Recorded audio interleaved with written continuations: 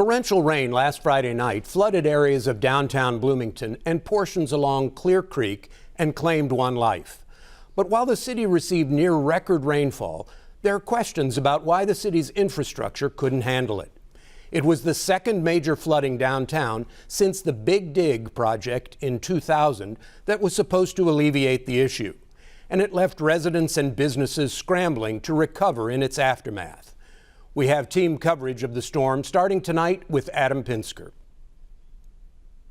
What started as a typical Friday evening at Nick's ended with rising floodwaters on Kirkwood Avenue spilling into the popular Bloomington restaurant and bar. Manager Zion Ballard suddenly went from serving customers to ushering them to higher ground.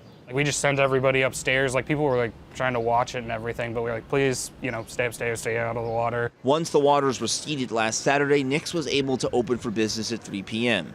But around the corner at Bloomington Bagel, the storm prevented them from opening at all on Saturday. We're lucky we didn't lose our bagel dough to develop its best flavor. It has to sit in a walk-in for 2 to 3 days, and we are fortunate that we didn't lose our dough as well. It isn't just downtown Bloomington. Other areas felt the storm's fury, including May's greenhouse. The cold frames that you see behind us were completely full of newly potted plants, and so they're completely gone. Co-owner Nate Pennington says hundreds of summer plants that were nearly ready for sale were also destroyed during the storm. Pennington says this storm was worse than the one that flooded his greenhouses in February 2019. It was 3 foot higher than it had ever been before, which was about right even with the top of tables. But then this time it was 6 foot higher. So everything on tables floated away. Monroe County commissioners are encouraging individuals and businesses to report damage to their property online at in211.org. Estimates must reach a certain number in order to be eligible for federal loans. We have to have 25 different businesses that have at least 40% of the assessed value damaged. Indiana's Department of Homeland Security is also doing damage assessment in counties hardest hit by the storms. Bloomington Bagel owner Sue Aquila says the timing of this weather event couldn't be worse, with her business recently reopening after being shut down by the COVID-19 pandemic. We're also hoping that the city, the state, and the federal government declare this a disaster relief area, because a lot of these businesses, after 15 months of the pandemic, are at risk of permanently closing. For Indiana News Desk, I'm Adam Pinsker. Monroe County's disaster declaration for the storm remains in effect until Wednesday. The flood not only affected downtown Bloomington, but also the city's south side. Some residents lost everything. Mitch Legan reports. Personal belongings litter yards outside homes on Pinewood Drive as residents pick up the pieces of last week's devastating flood. Stuff was already floating and in the water, so as soon as I opened the door, it just started pouring out. Christina Robinson rents a duplex right next to Clear Creek. She's lived there with her daughter for the last 5 years and has seen the creek flood before, but nothing to the degree of what happened last weekend. There's, trash cans, city trash cans, logs, all sorts of stuff flying by us, so it was really dangerous. Around midnight last Friday, heavy rains caused Clear Creek to overflow, and water began rushing up the street. Before long, the water was waist high, houses were flooded, and residents needed to be rescued. We were just like, if this truck don't come soon, we're gone. But those people came and helped us out big time, and they saved our lives. When they returned, they found their lives upended, their belongings trashed, and homes completely flooded. The water was coming in the front door first, then it started coming in the back door later. Now, many need a new place to live. I just have to keep the little bit that I can keep, find a new place to live, hopefully soon.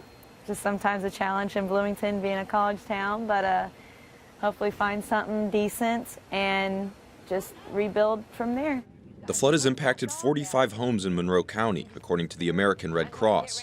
The Red Cross set up a temporary shelter at Bloomington North High School and was traveling to affected areas over the week to provide assistance. I'm getting the rest of yours. Thank you so much. What you didn't get so far. You have Nice. There's shampoo in there. Many of the people in the area are renters, and some receive housing vouchers. Almost no one has flood insurance. With many houses trashed and inundated with unsafe floodwater, some landlords have moved to nullify leases for the next year, either because the houses won't be ready or just to cut their losses. I had just signed a new lease for a whole new year starting in August, so I was supposed to, continue to live here. We had no plans of moving whatsoever. Bloomington's Department of Housing and Neighborhood Development has been connecting people with resources and inspecting the damage to homes. Legally, that document or whatever agreement the tenant and the landlord have is really between them. And the legal relationship there is one that the city doesn't have oversight over, right? So that the tenant really has to look at what their legal options are. Landlords in the area are in a tough spot too. Zella Taylor has been working with her residents, but doesn't have the same resources as many rental companies in town. So we're accruing thousands daily. I mean, it's racking. It's racking up. Perry Township is helping displaced residents such as Tanya Graham with hotel vouchers for a week. Oh, good.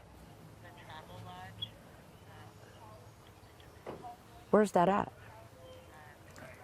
Okay, awesome. The Red Cross has begun casework to help find future housing, but Bloomington's a tough place to find a home under even normal circumstances. So I called to a few places yesterday, but, none of them had anything available. Plus, being on Section 8, that makes it 10 times harder because instead of having 100%, of the town, you have maybe 1%. Officials are still surveying damage around the area, but many on Bloomington's south side are feeling forgotten as they try to figure out their lives' next steps. Robinson, for her part, says she keeps reminding herself it could have been much worse. You have to look at the glass half full. When you got barely nothing, you got to look at the glass half full. We could have lost our lives. Oh my God! For Indiana News Desk, I'm Mitch Legan. Well, let me know how that goes. She wants me to be her neighbor.